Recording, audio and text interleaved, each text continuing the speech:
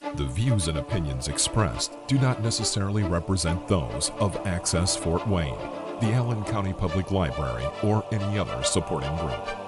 Access Fort Wayne is a department of the Allen County Public Library. If you or anyone you know might be interested in making a television show, please call 260-421-1250.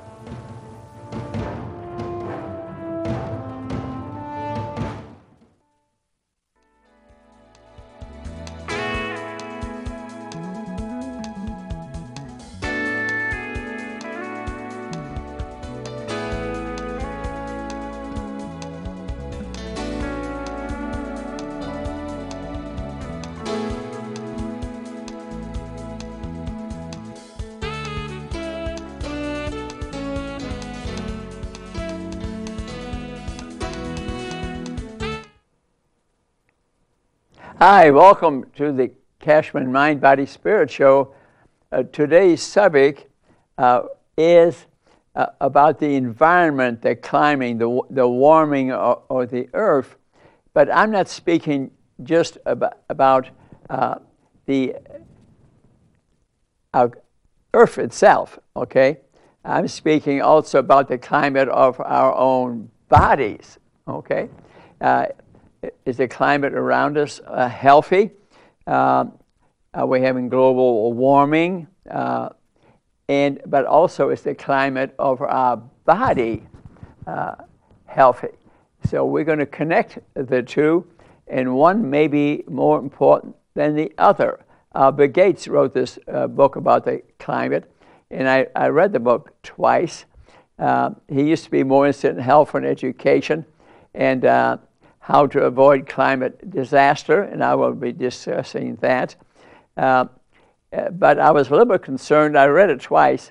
I mean, let's face it, he's a wonderful, generous man. He spent over, the inventor of Microsoft and him and Paul Allen in 1975 or so, is that they spent lots of money trying to help the world. So they know, I would suspect, a lot more than I do, but maybe I know more about the health of the human body. But I think we need to consider the health of the climate around us, what we breathe in, what we're eating, what we're growing, and what it's doing to our body. So both could have immediate effects, some more long-term effects.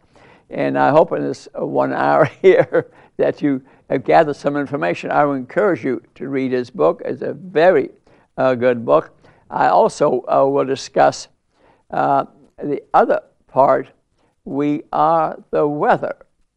We are the weather, okay? So what we're eating, what we're metabolizing is affecting the weather around us. Yeah, a very good book, and I encourage you to read that also. You can't afford to buy them through Amazon, but maybe go to the library or borrow it from me, okay? And so let's get started. I'll start first by a little bit of a summary in the beginning.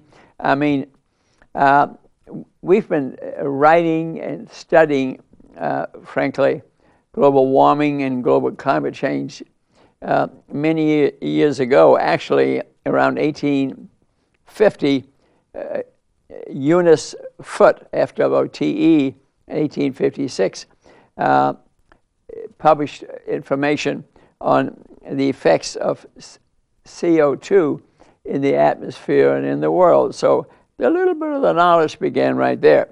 But then the term global warming was coined in 1975 by a geochemist, Wallace Brecker, Broeker. He coined the word then. He was a geochemist, a chemist of the chemistry of the world, interesting, and because he thought the average global temperature was rising. Okay, and in 1979, meteorologist Jude Cheney, Chaney, coined the word climate change, okay? So And then you heard about Al Gore, Vice President Al Gore ran for the presidency too in 2006. It created public awareness and published a document called The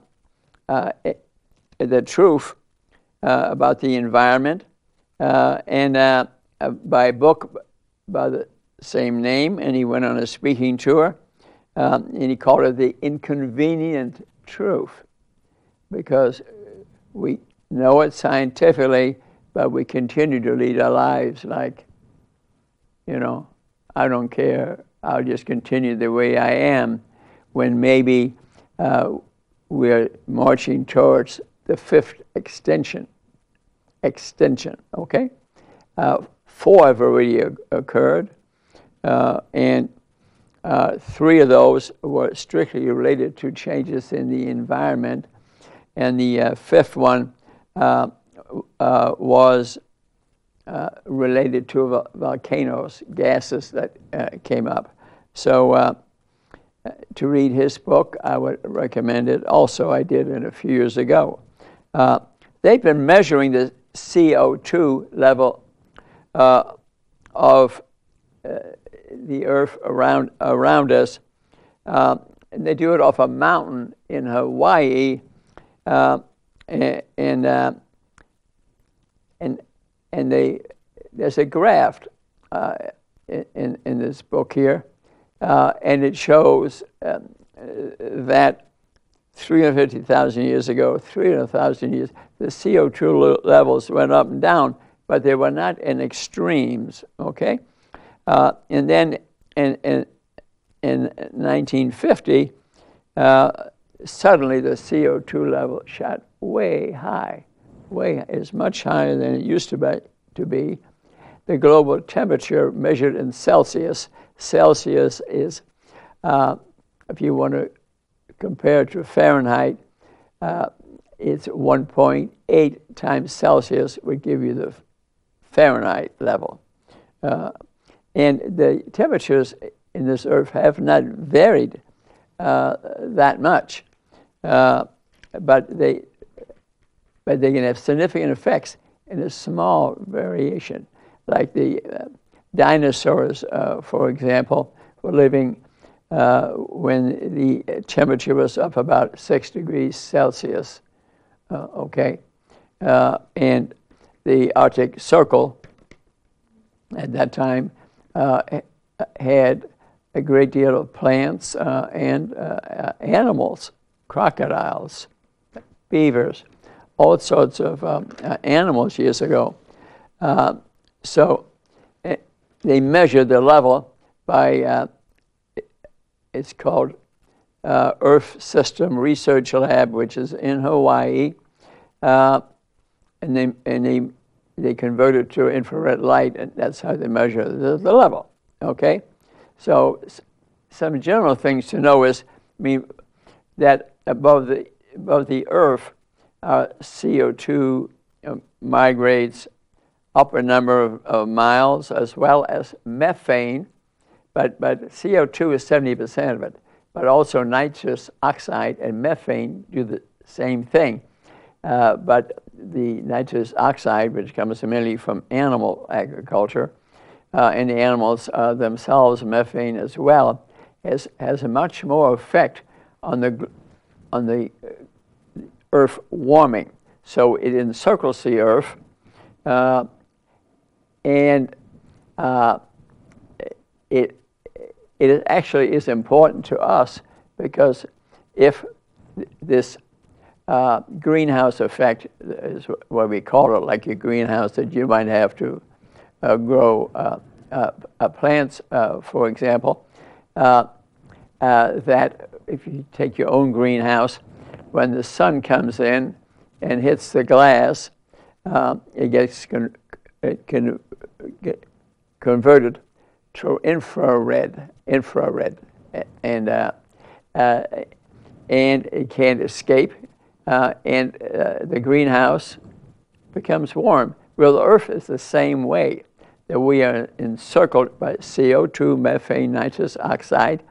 Remember, the last two I mentioned are have much more effect, but they represent together maybe 30% of the greenhouse gases. CO2 is about 70%. The sun, about 250,000 miles away, can send its rays right through the wall of gases that is up there. And the reason the planet partially is warming because the rays of the sun will hit the ice and bounces back to the earth, back to the sun, and has very little effect on us. The darn trouble is that the ice is melting because it's warmer around the earth. The temperature's rising, but it's risen only 1 degree Celsius, that's 1.8 Fahrenheit, since the beginning of the industrial age. Okay, just 1 degree.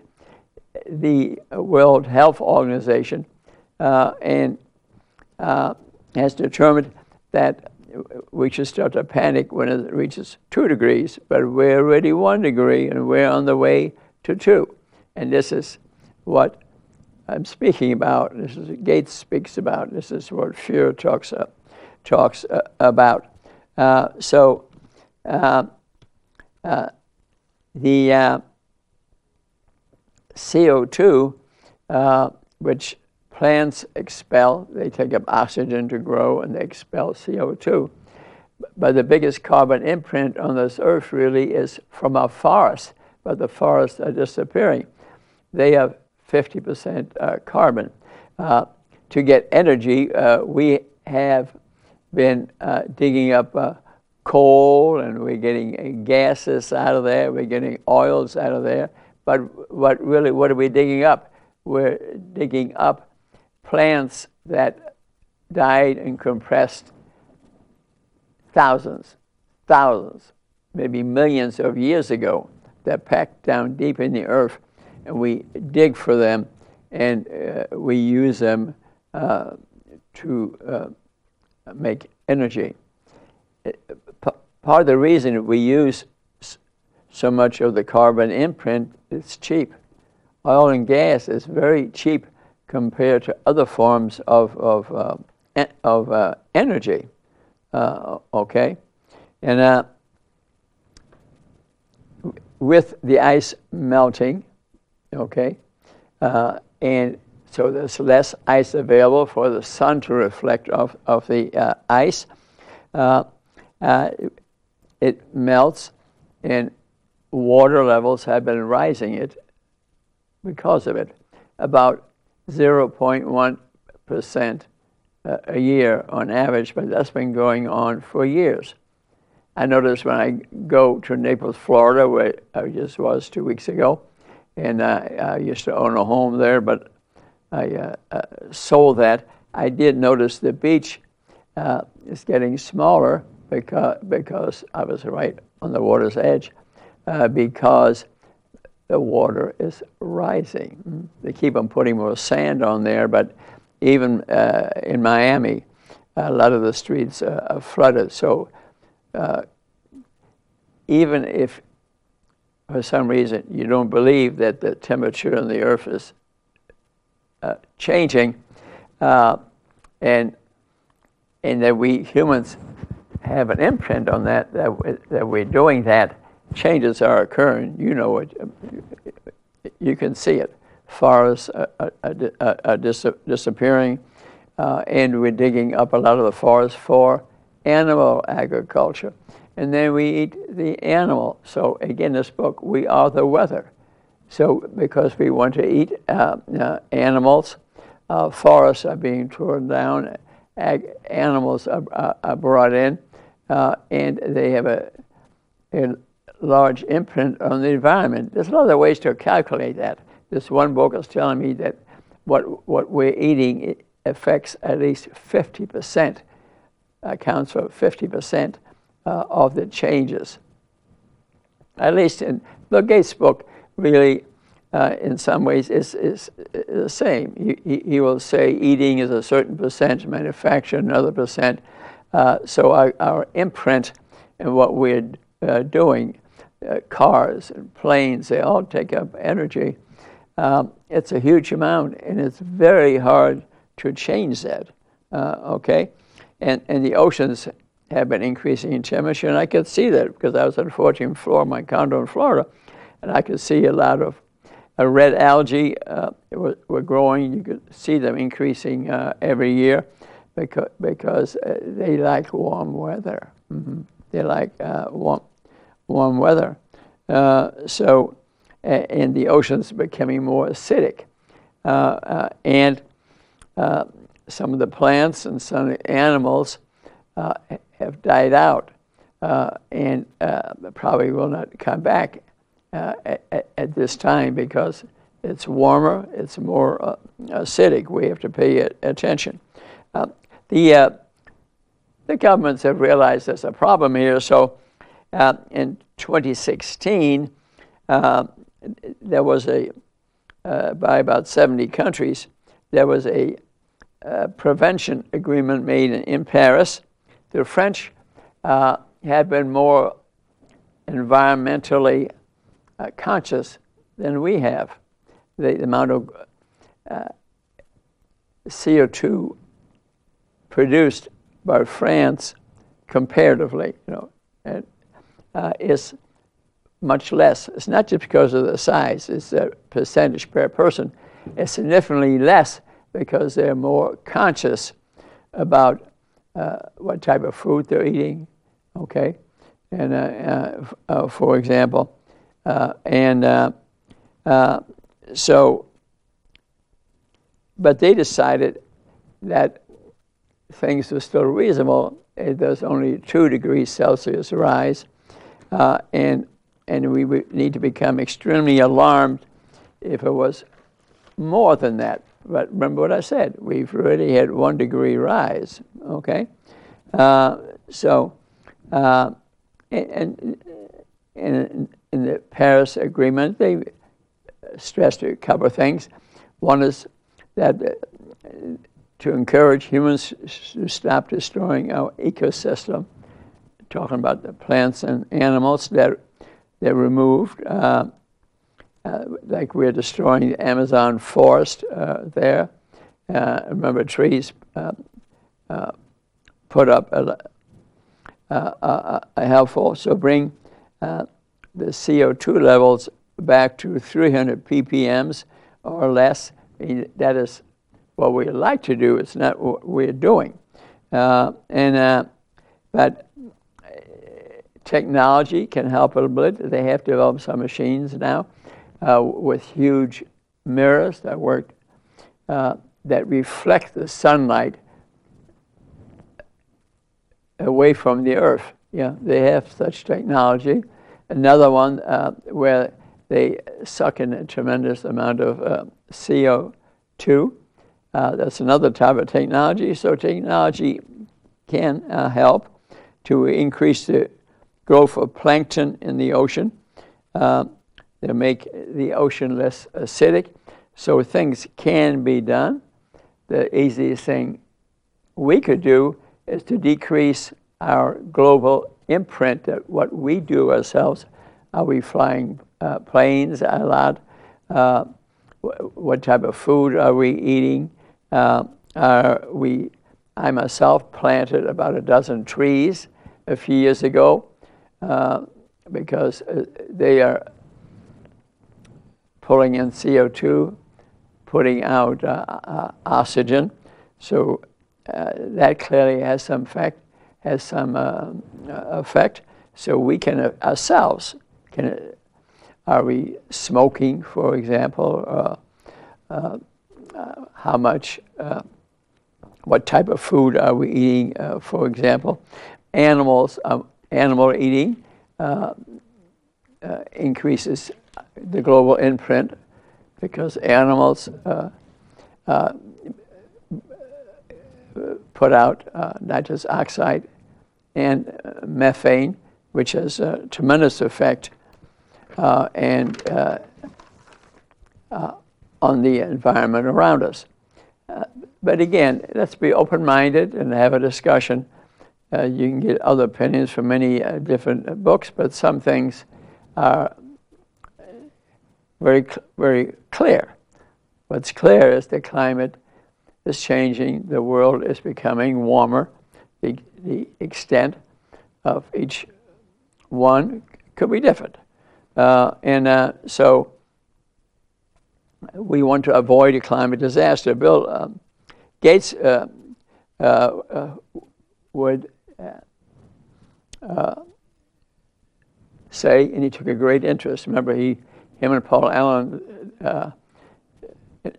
scientifically discovered the internet and microchips but he says this technology cannot change it. We have to change our other habits. They were working out of Albuquerque, New Mexico, and they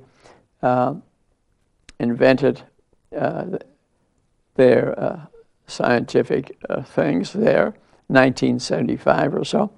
But now they want to give back something to the world.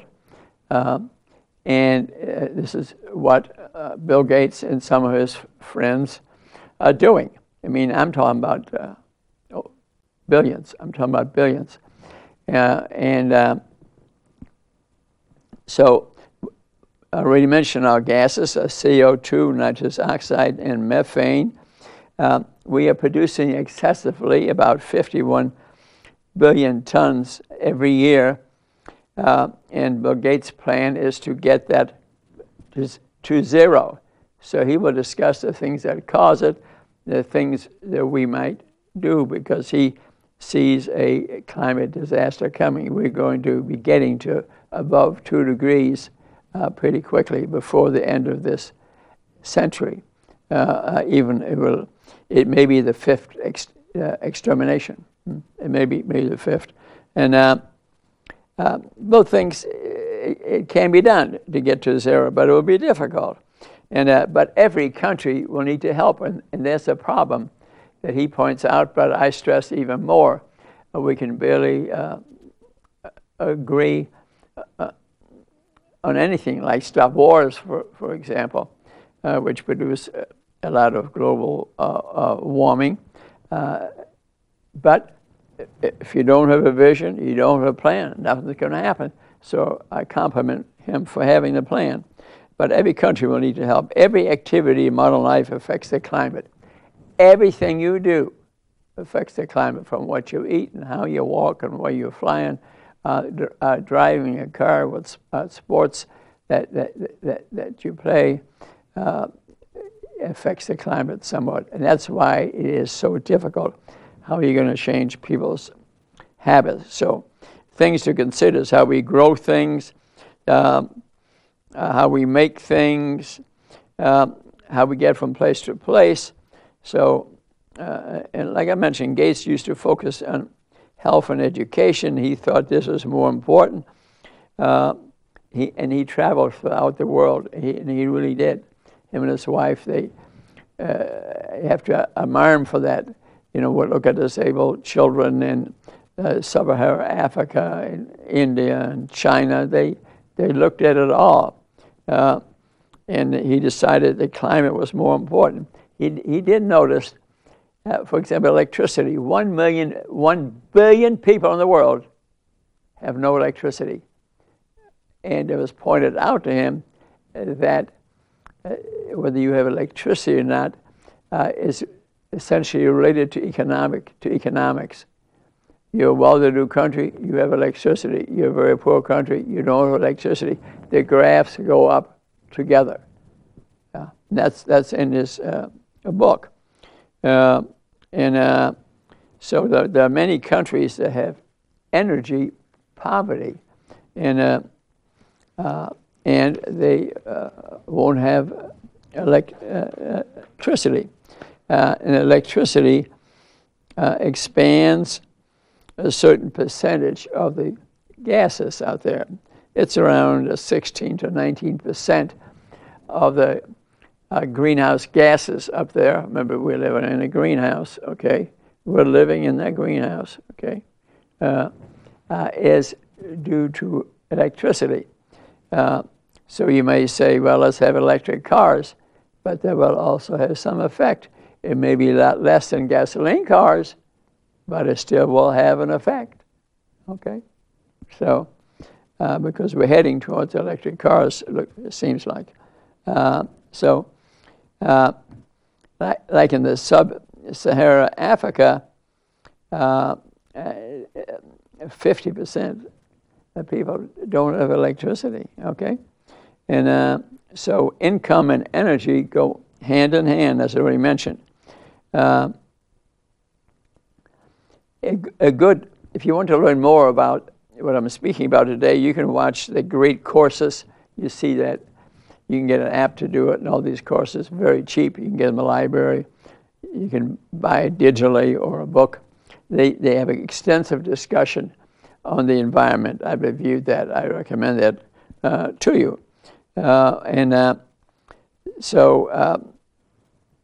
What things can we do that are friendlier than coal, for example, or gas or oil?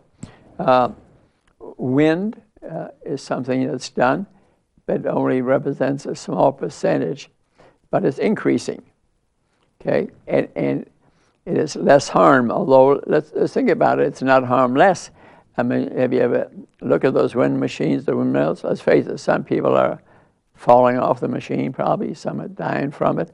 In Germany, I noticed in the sea, you can hide them. They're not exactly beautiful, although you might. I even saw some on my ride to Ohio recently. So they definitely have some effect, and they should be used, but they'll not solve the whole problem. So the hydropower, water power, but that's gone apparently, from what I hear, as far as you're going to get it. That gives you a certain amount of power. Incidentally, if you go to Niagara Falls, and attached right to it is a little park, and in the park sits Nikola Tesla, the inventor of the AC current electricity. Yeah, not many people know it. He was the inventor, and he's sitting there holding a book. You know what my plan is? Because a patient I saw recently that I'm coaching, he knew a lot about Tesla. Not many people have ever read his book. That I would drive to Niagara Falls, and you can sit in this book. Yeah, you can do it. I sent a nurse there actually years ago, and she sat in and sent me a picture. Very fascinating story. He lived in New York City, where I lived, so I've had a great interest in his history, and I can tell you stories about that. So but hydropower has gone as far as it can. Actually, Tesla had 42 patents. He was a genius. From Czechoslovakia, one of those countries, came to the United States. He worked for Edison for a while, but the AC current, which is a safe current, was invented by Nikola Tesla, not Edison. Mm-hmm. That's in history books. That's in history book. Fascinating man to read about.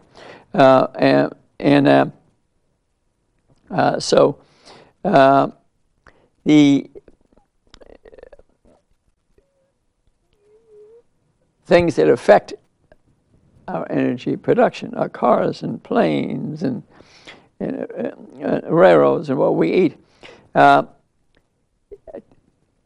Gates was so involved with this that he contacted about 30, 40 multimillionaires, billionaires, because probably were bought the stock for Microsoft when it first came out, maybe. But he gathered them and funded an organization called Breakthrough Energy. And what they're doing is offering a certain amount of money to start a business that affects global warming in the environment. So periodically, some companies pop up, and we have to thank Bill for in this group for funding them, because maybe we need to give that a try, because we're on the path to maybe the 5th extinction, and it's real. And it's real. I'm convinced it's real.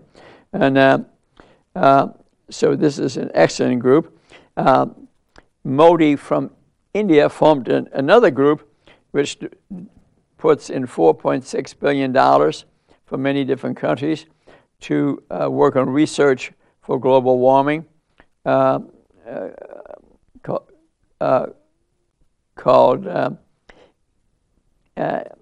Mission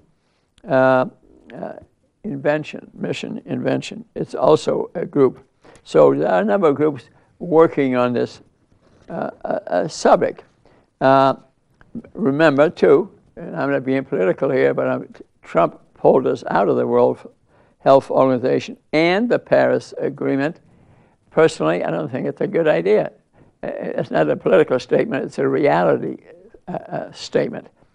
And when you vote for people, you got to think, what are they doing? And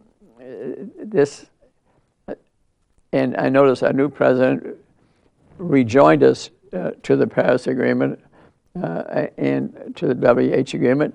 If you don't like an organization personally, if that organization is going to stay around for years to come, join it and change it. If you pull out of it, you got no influence. But if you join it and then promote changing it for an organization that's critical, we must have a global plan. One country will not determine totally what climate change and global warming is all about, although the richest countries are doing the most of it because you get the industries going. A lot of countries, remember, 1 billion don't even have electricity, so they're affecting maybe the environment less, but maybe they're not. Maybe they're burning down all the trees and doing other things which has this effect also. What steps can we take now to have some ambition, which is what I'm speaking about, and make a big goal. Make a big goal. You may not achieve it, but you'll be going towards it. If no goal, you'll never achieve anything, okay? And then have a plan. Make a plan. Let's make a plan. Let's not put our head in the sand and just let the earth deteriorate, and then we have another extension. And your family dies out, okay? So Bill Gates thinks we need to head to zero and stay there for a long time. Why for a long time? Because the greenhouse effect, the CO2 goes up there, 20% of that will still be around 10,000 years from now. Mm-hmm. Yeah. So these gases dissipate very slowly. Nitrous oxide, methane have more effect, but are metabolized and removed from this earth a lot more quickly. Okay? So plants absorb as much as emitted in general. Okay? Plants, what they pull in and what they emit generally balances each other. So to eat more of a plant-based diet would have less effects on the environment. It's animals that produce the methane and the CO2, besides other effects on your body. That animal consumption is a tremendous contributor to global warming, yes, because you got to feed them. What they breathe in, what excrements, all that has tremendous effects on global warming, yes. So the global imprint of animal eaters is a lot more negatively. Incidentally, also on the human body negatively, to some point, a certain percentage point. Let's face it, eating, there's only so much protein our body needs. Everything else above what we need is converted to sugar, which causes diabetes and all these diseases. But we do need some protein, but it can come from vegetables, maybe a little bit from animals. So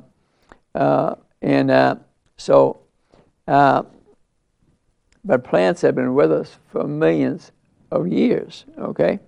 Then they were compressed underneath the earth, and they formed the coal and the natural gas, and we now are digging them up again, and gases are escaping and going up there in the greenhouse effect and affecting our life in general. So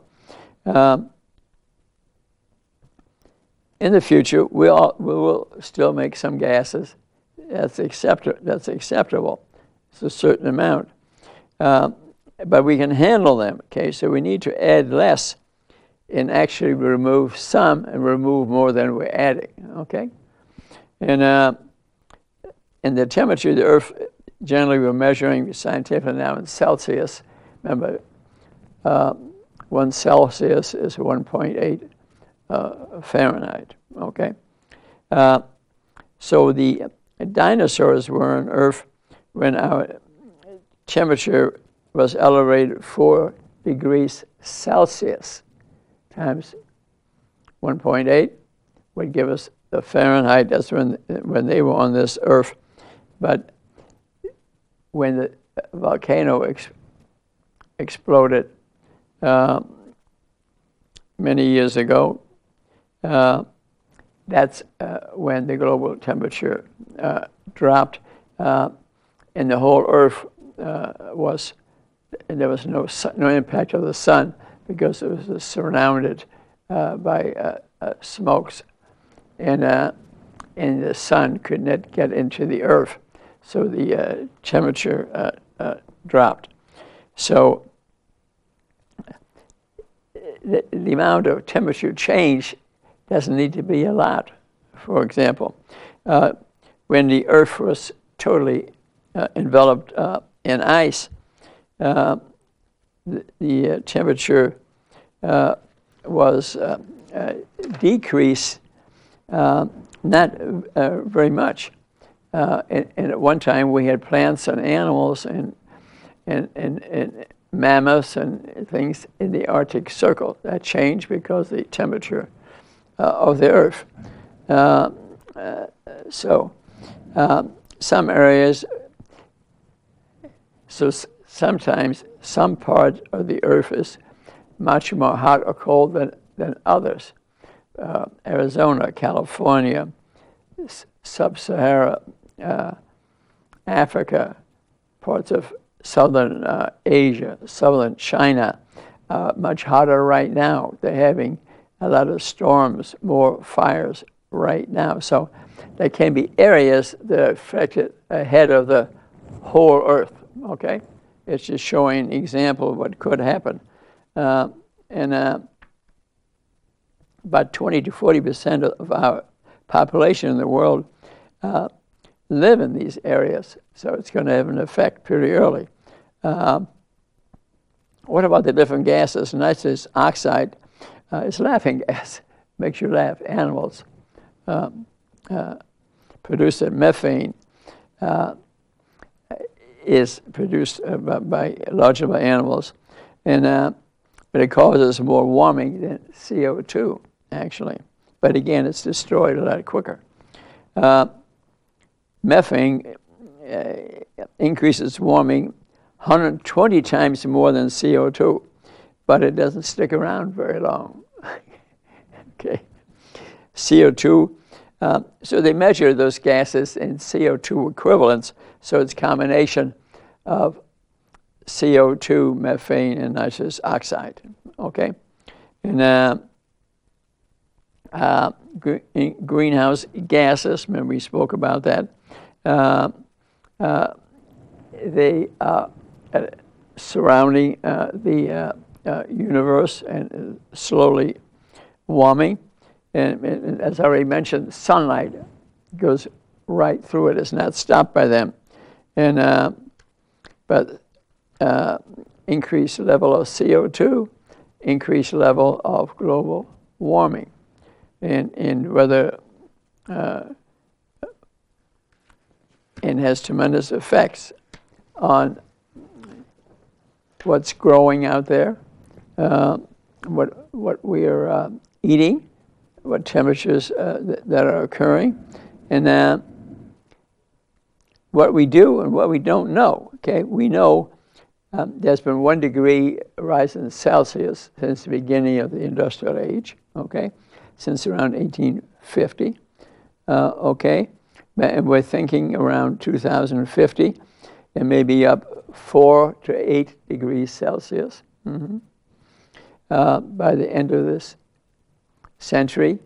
It may be much higher, and you would think that we would be in the 5th extinction, but projecting isn't that simple. It may be a bit inaccurate. It may be worse. It may be less. And what we do know, to stop our climate change is not possible. Okay, there'll be more hot days than cold days in the future. For example, in the Albuquerque, where Bill Gates and Paul Allen invented Microsoft, they noticed in '75 they 36 times a year they'd have a 90-degree or higher temperature. Okay, but now it's 114 times a year, so it's increasing. Okay, California has 5 times as many fires than many years ago, and we know that the water levels are rising, the ice is melting, and the oceans are becoming more acidic. Beaches are getting smaller. And I told you about Naples, Florida, where I see the beach in front of my condo. And when I visited somebody else's condo, the beach clearly was smaller. And fossil fuels are everywhere. You know, we're talking about from plants years ago, coal, oil, gases. We use about $4 billion worth in oils daily. Okay, things that we drink, soda, for example. So it does affect from the earth. See, fossil fuels are cheap. They're very cheap. That's why we use them. Cost $2.85 per gallon, but oil is at $1 a gallon. Yeah, $1 a gallon. And the global energy may increase 50% use by 2050. Okay, and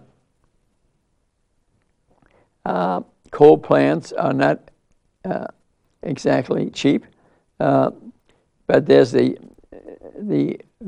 Gordon Moore law talking about technology. Says computer chips technology, the amount used will double every 2 years.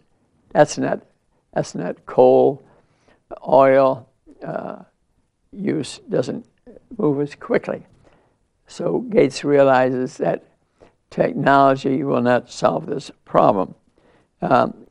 Coal, oil is nothing like that at the rate. Okay, so our present laws that we have, incidentally, have had very little impact on the environment, and politicians are not willing to step up to bat, although we've joined the WHO again, we've joined the Paris Agreement again, but the next politician, a few years from now, he may pull us out of it again. So politics really are not the answer. We ourselves must affect our global imprint.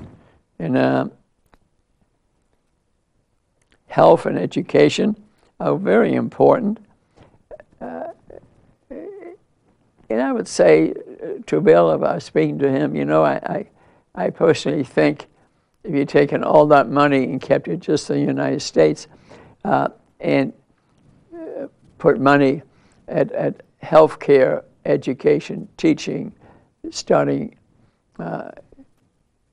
in schools immediately at a young age.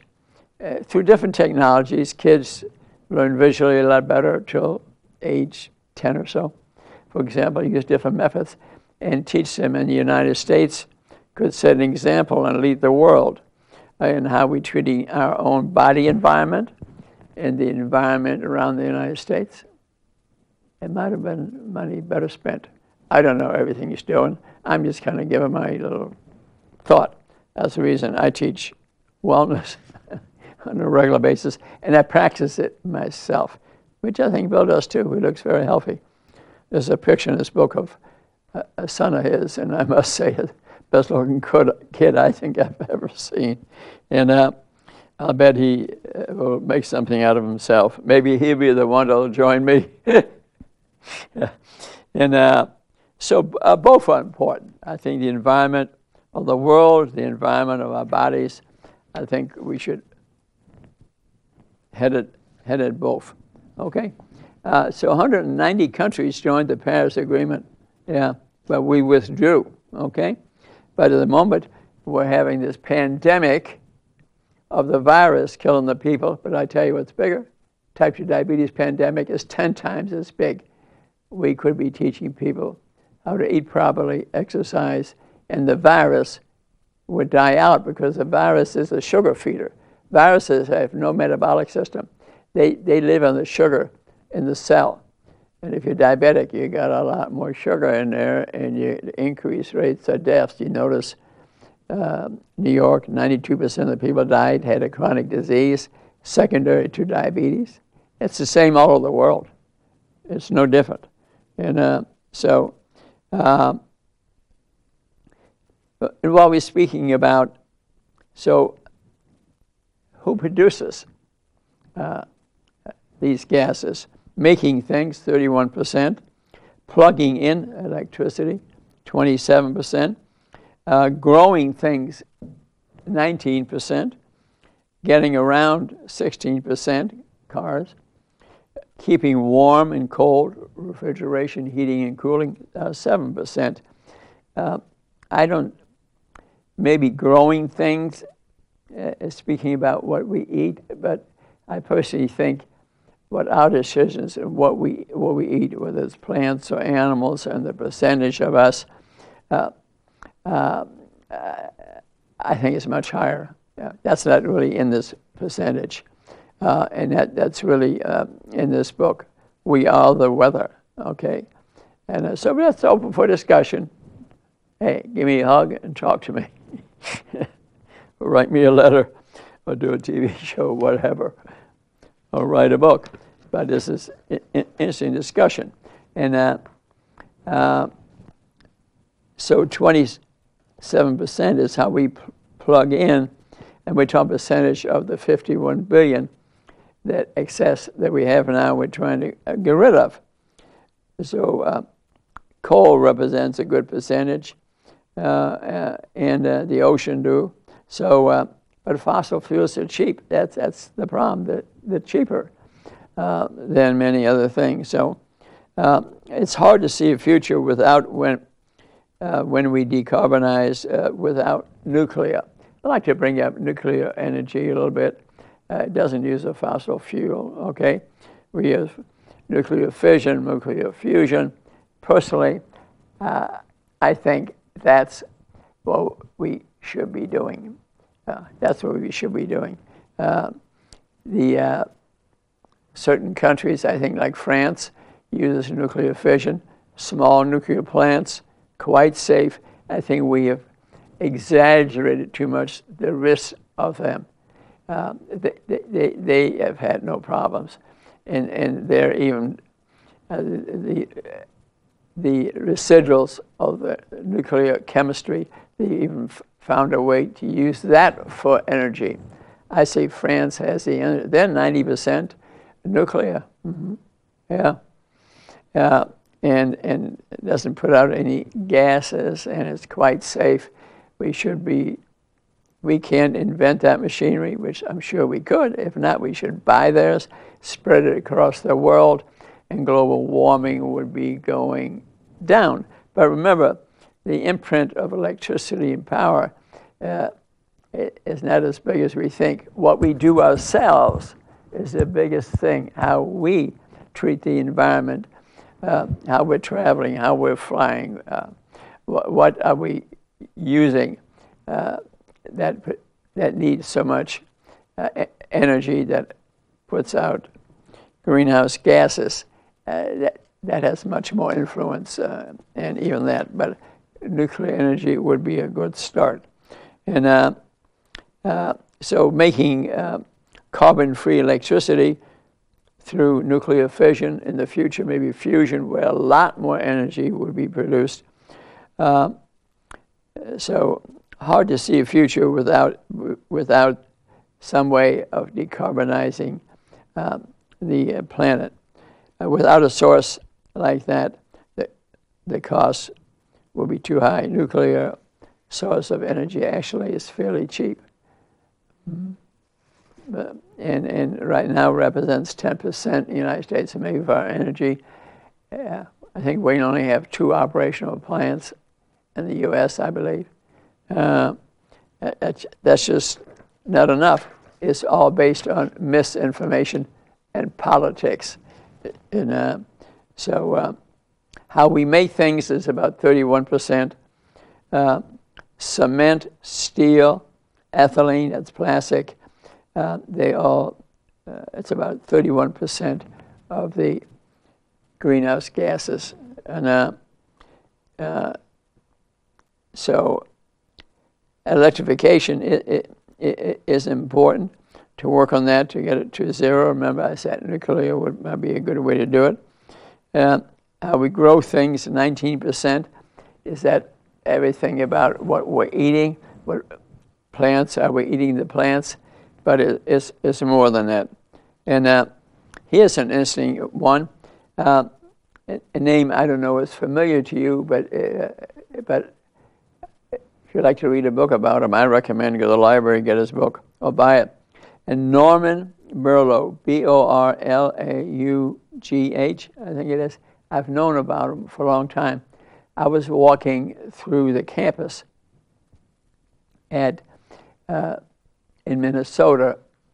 I was taking a wellness course, I think University of Minnesota.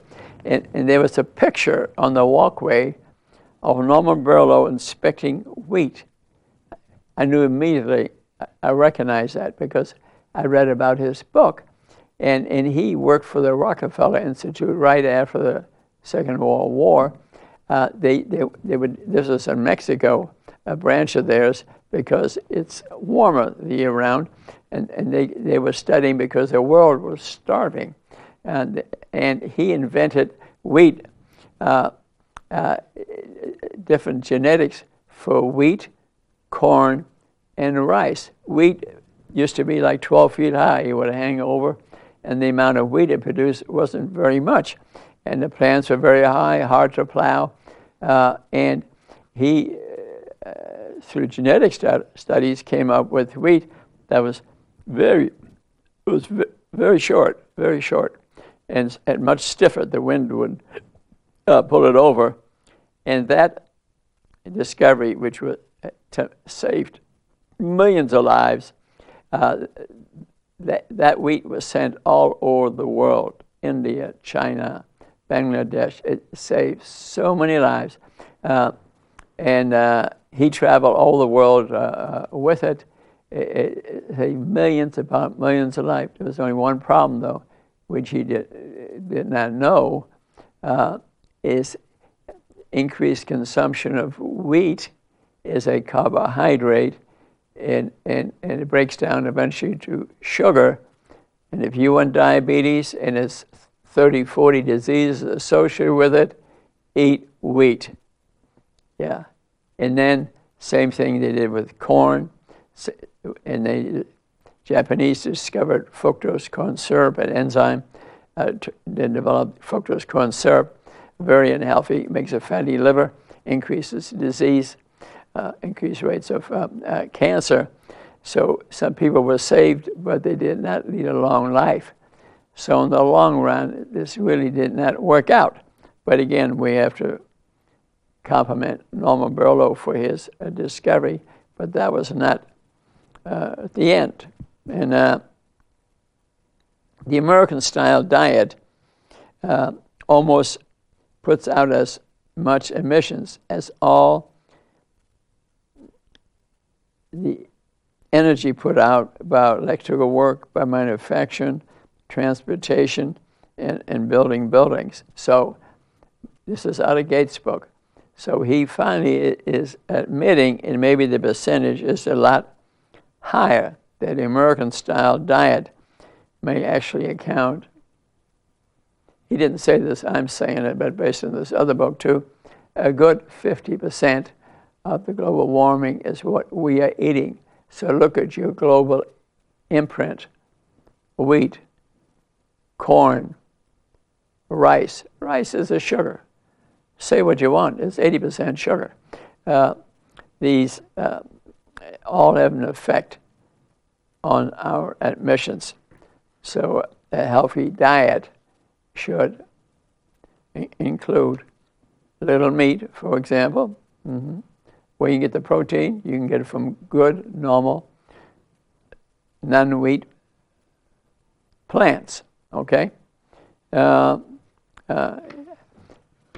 So I think I've taught you that to affect the global environment around you, but also consider, and perhaps what's more important is the environment of your own body. Because if you don't pay attention to the environment of your body, you will be disabled and die perhaps a lot quicker than the environment. What can you do to affect the external environment? Number one is to eat better. That would be a big thing. Exercise, reduce stress, take up a sport, take up pickleball, tennis, tap dancing like I do, okay? But what you eat is more important. And take an interest in this subject and participate and join this discussion. I'm not the final word, but I do read a lot about it. These aren't the only books I've read, and I'm willing to speak about it. It's interesting. So I would buy these books or go to the library, develop your own opinion, affect your own environment around you locally. You teach your children, your real immediate environment, your own body, your children, and you'll be healthier and perhaps live to be 100 and join me for a game of pickleball or maybe tap dancing. Whatever. But don't just walk this way through the world, and I'd be careful about the politicians, although Al Gore obviously deserves our applause for his interest. It's too bad he did not, maybe as president, he'd really get something done, and maybe it's coming. But politics, in the end, Bill Gates and myself don't think it is the answer. It's what you do, how you affect the environment, your own body environment, the world environment, and your friends join in, your family joins in. That will cause a permanent change in this world. I really thank you very much for listening to this open discussion. I hope. If you have some thoughts about it, let me know. I see people for free at the Three Rivers Pharmacy on Fridays. If you want to not talk about your own health necessarily, but about the environment around us, I'll bring up the environment of your health, and we'll have a nice discussion. Okay, thanks very much. There's the phone number you can call if you wish to see me, and I'll see you next time. I love you, and I hope you enjoy this program. I'll see you next time.